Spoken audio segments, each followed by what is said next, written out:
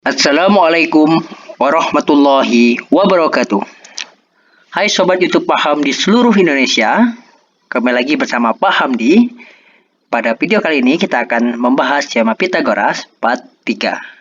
Sebelum itu, silakan like, comment, and subscribe YouTube Paham agar tidak ketinggalan channel dari dan info menarik tentang matematika dari YouTube Paham.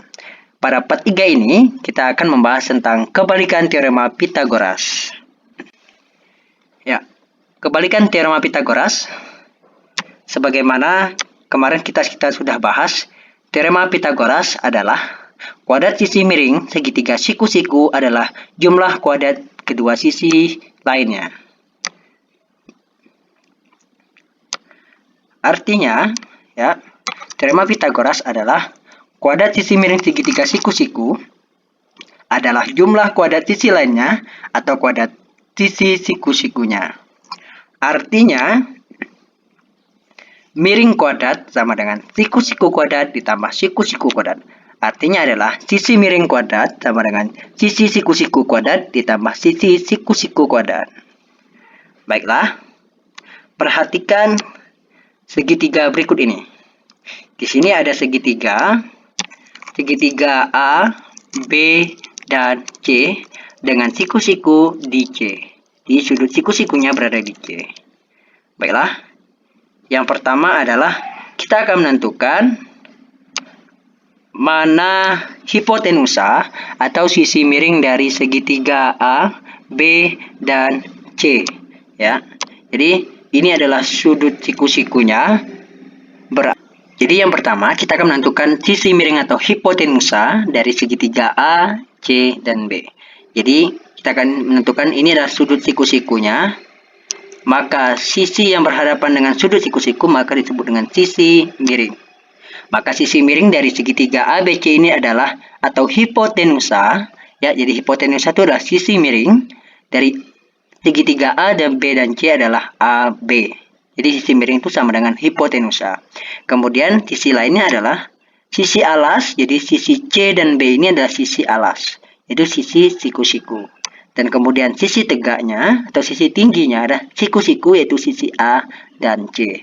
Maka kita akan kembali ke sini. Miring kuadrat sama dengan siku-siku kuadrat ditambah dengan siku-siku kuadrat. Ya, jadi melihat dari segitiga ini kita akan dapatkan bahwa miringnya adalah AB kuadrat. Jadi miring kuadrat itu dengan AB kuadrat. Kemudian siku-siku kuadrat sama dengan siku-siku kuadrat. Jadi AB kuadrat ditambah sama dengan, ya. Jadi AB kuadrat sama dengan CB kuadrat ditambah dengan CA kuadrat. Karena AB itu sisi miring, kemudian CB itu sisi siku-siku, dan CA itu siku-siku.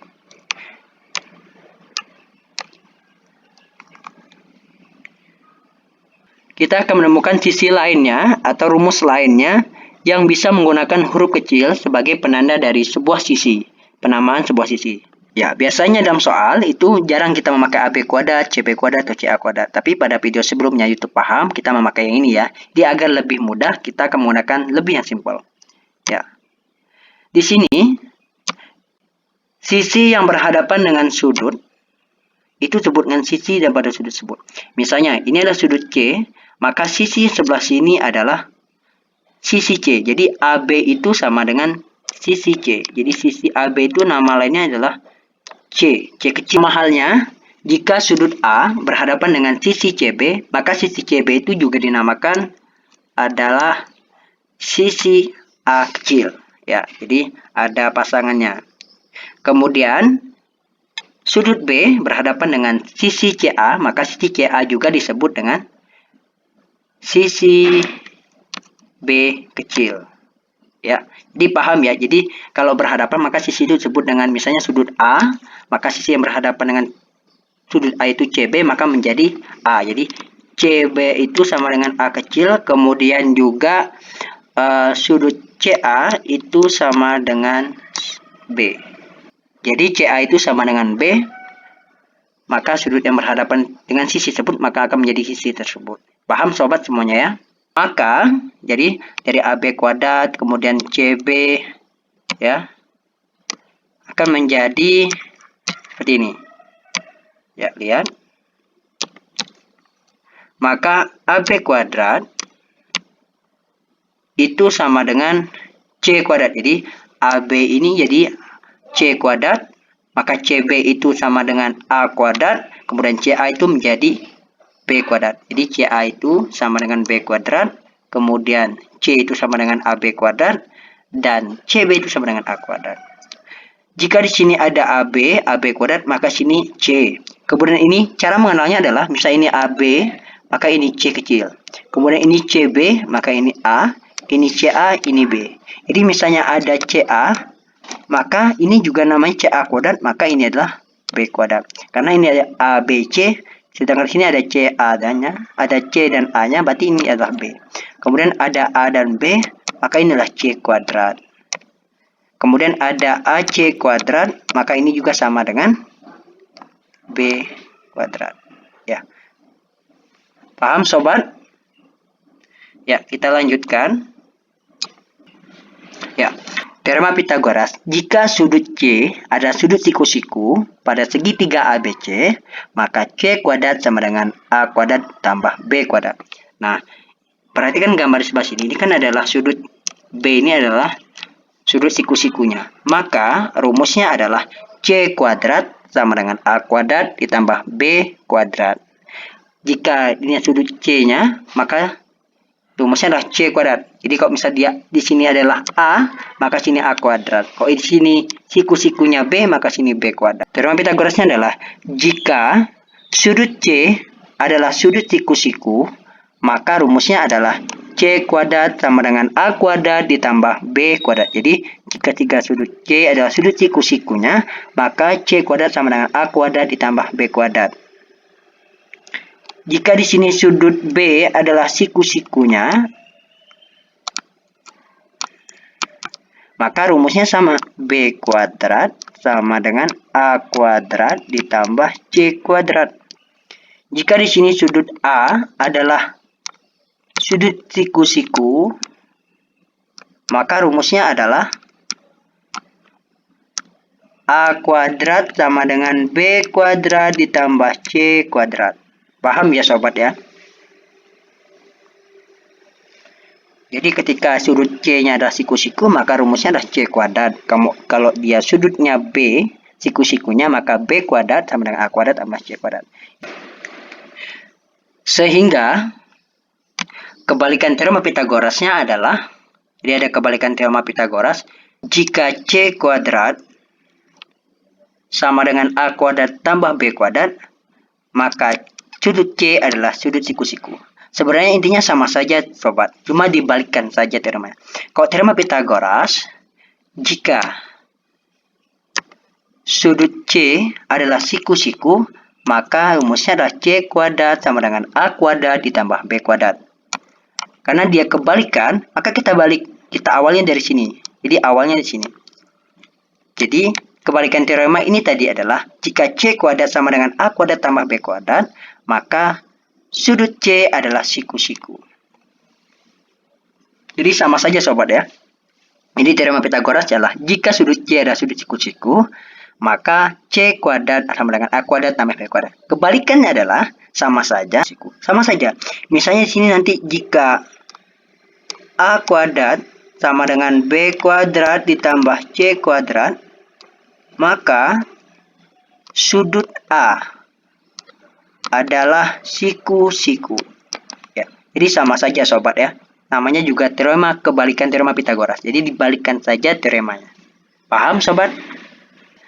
Baik sobat, kita akan melihat kebalikan teorema Pitagoras lebih jelas lagi. Tadi hanya segitiga A, B, dan C dengan siku-siku di C. Sekarang ada 3 segitiga, masing-masing punya sudut yang berbeda. Sudut siku-siku yang berbeda. Ada sudut C, ada sudut A, dan sudut B.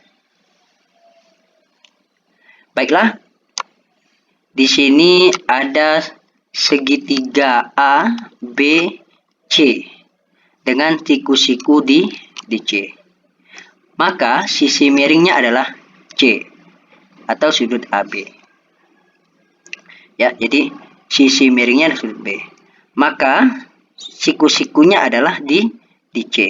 Maka siku-sikunya di sudut C, sehingga rumusnya adalah, rumus teorema Pitagorasnya adalah AB kuadrat sama dengan CB kuadrat ditambah CA kuadrat. Karena sisi AB ini adalah sisi miring.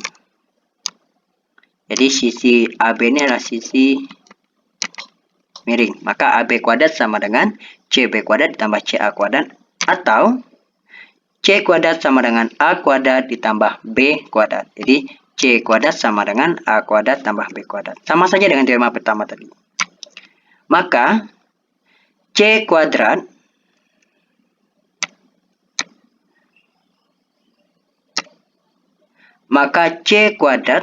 jadi kebalikan teorema adalah jika C kuadrat sama dengan A kuadrat tambah B kuadrat, maka siku-sikunya berada di sudut C. Baiklah, pada gambar segitiga yang berikutnya, yaitu segitiga A, B, dan C juga, ya boleh CAB atau BCA, terserah. Tetapi sudut A-nya atau sudut siku-sikunya berada di A. Jadi ini kebalikannya. Ya, kita cek. Jadi pertama, siku-sikunya di A. Sisi yang berhadapan dengan sudut siku-siku A itu adalah sisi miring. Jadi sisi miringnya adalah sisi CB atau sama dengan sisi A kecil. Jadi sisi miringnya adalah sisi CB atau sama dengan sisi A. Jadi sisi miringnya ada sama dengan CB atau sama dengan sisi A kecil. Ya. Maka miring kuadrat sama dengan siku-siku kuadrat tambah siku-siku kuadratnya adalah BC kuadrat sama dengan AB kuadrat ditambah AC kuadrat. Atau, jadi karena dia sisi miringnya A, maka A kuadrat namanya juga C kuadrat ditambah B kuadrat. Seperti yang kita jelaskan sebelumnya. Maka kebalikan teorema Pitagorasnya adalah jika A kuadrat sama dengan C kuadrat tambah B kuadrat, maka siku-sikunya adalah sudut A. Ketika ini adalah C kuadrat, maka sini sudut C. Kalau ini sudut A, maka ini sudut A. Paham, sobat? Lanjut kita ke segitiga yang berikutnya.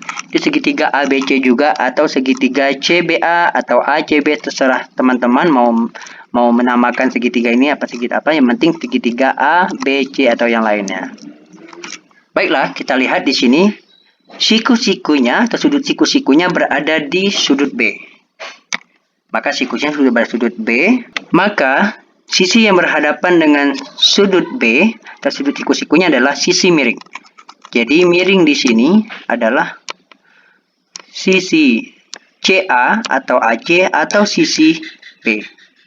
Paham ya sobat ya? Jadi ini B, sudut B, maka sini ada sisi B kecil. Sama sebelumnya. Maka rumusnya adalah si miring kuadrat sama dengan siku-siku kuadrat. Maka AC kuadrat sama dengan AB kuadrat ditambah BC kuadrat. Atau sama dengan karena AC itu sama dengan B. Di sisi AC itu sama dengan B atau CA itu. Maka B kuadrat sama dengan C kuadrat ditambah A kuadrat. Ini teorema Pitagorasnya ya. Maka kebalikan teorema Pitagorasnya adalah jika B kuadrat sama dengan A kuadrat ditambah C kuadrat, maka siku-sikunya adalah sudut B. Jadi kalau ini sini B kuadrat, maka ini sudut B. Sama juga ini A kuadrat, maka ini sudut A. Kalau sini C kuadrat, maka sudut C adalah siku-sikunya. Paham ya sobat? Berarti kita soal latihan. Sebuah segitiga ABC, siku-sikunya di A. Ya. Kemudian panjang AC-nya adalah 8 cm. Kemudian dan AB-nya 6 cm. Tentukan panjang BC adalah. Jadi yang pertama sebuah segitiga ABC siku-siku di A. Berarti sudut A itu sama dengan siku-siku. Ya, berarti jika AC, maka AC ini adalah seperti tadi kita lihat. Jadi ketika AC itu maka dengan B sudut B. Maka AC itu sama juga dengan sisi B kecil sama dengan 8. Kemudian AB itu juga sama dengan sisi C kecil sama dengan 6 cm. Ya. Sama ya, coba kita lihat. Jadi sisi AB itu juga sama dengan sisi C. Tentukan panjang BC. Jadi BC itu adalah ditanya adalah A-nya ya. Berarti ditanya adalah A. Karena siku-siku di A, teorema kebalikannya adalah yang tadi. Siku-siku di A, maka teoremanya adalah yang ini. Paham ya? Jadi langsung saja.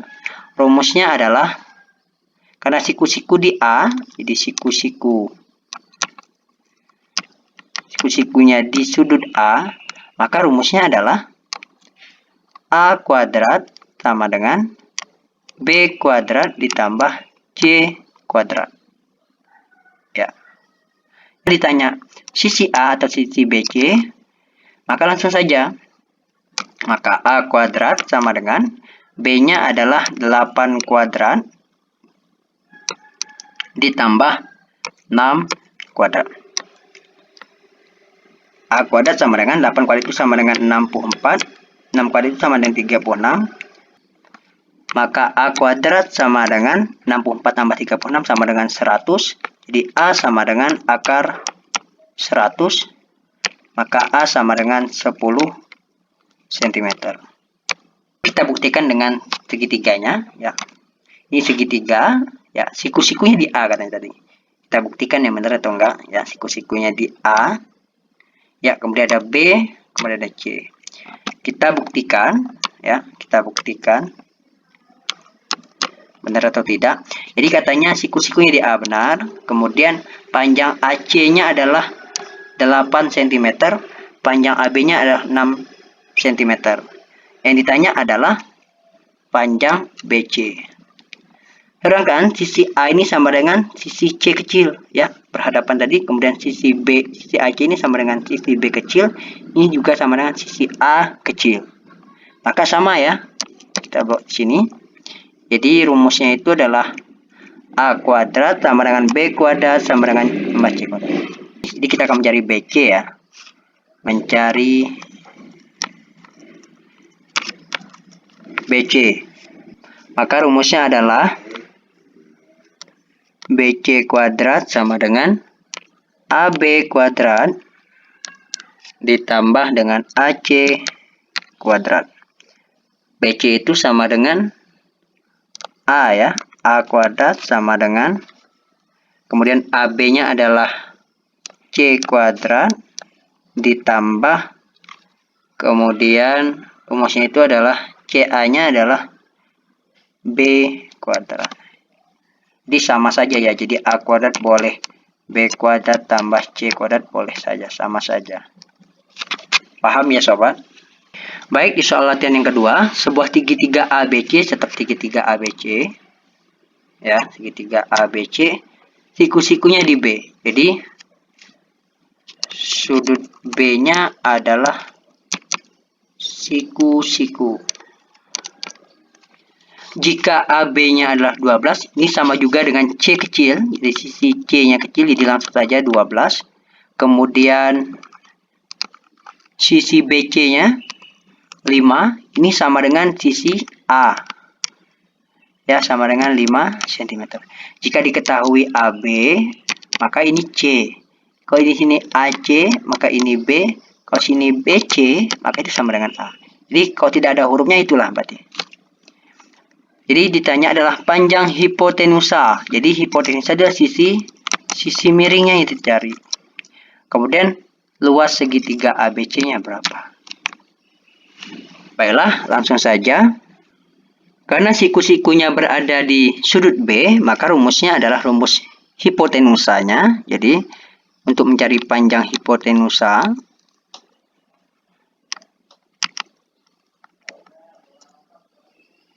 atau sisi miring, jadi karena sudut B ada siku-siku, maka rumusnya adalah B kuadrat sama dengan apa? A kuadrat ditambah C kuadrat. Jadi kalau sini B ini A tambah C. Kalau sini C ini A B. Kebalikannya saja ya sobat. Jadi B kuadrat sama dengan A-nya sudah ketahui, ini A-nya. Jadi A-nya itu 5 cm atau sama dengan BC. 5 ditambah C-nya itu sama dengan 12 atau sisi AB-nya. Jadi C-nya adalah 12 kuadrat, maka B kuadrat sama dengan 25 ditambah 144. Jadi B kuadrat sama dengan 100, ya 25 tambah 144 sama dengan 169. Maka B sama dengan akar 169. B sama dengan 13 cm. Jadi panjang hipotenusanya atau sisi miringnya adalah 13 cm. Ayolah lanjut untuk luas segitiganya. Jadi yang B itu adalah luas segitiga A, B, C-nya. Luas segitiga rumusnya adalah, jadi luas segitiga itu rumusnya alas kali tinggi dibagi 2. Oke. Untuk melihat ini, kita akan melihat segitiganya dulu. Ya, ini segitiganya. Kemudian segitiganya, sudut sikunya berada di B. Maka kemudian ada sudut C sama sudut A. Ya, BC-nya sisi alas, jadi sisi alasnya adalah 5. Kemudian sisi AB-nya itu adalah 12. Oke, ini juga namanya sisi A kecil, sini C kecil, sini adalah B kecil. Ya.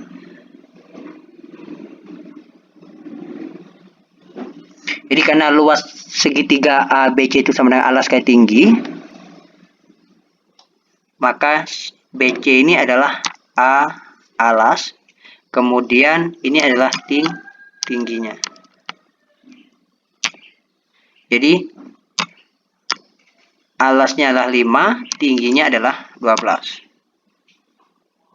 Ya, kita lanjutkan di sini, berarti alasnya adalah 5 cm dikali tingginya adalah 12 dibagi 2.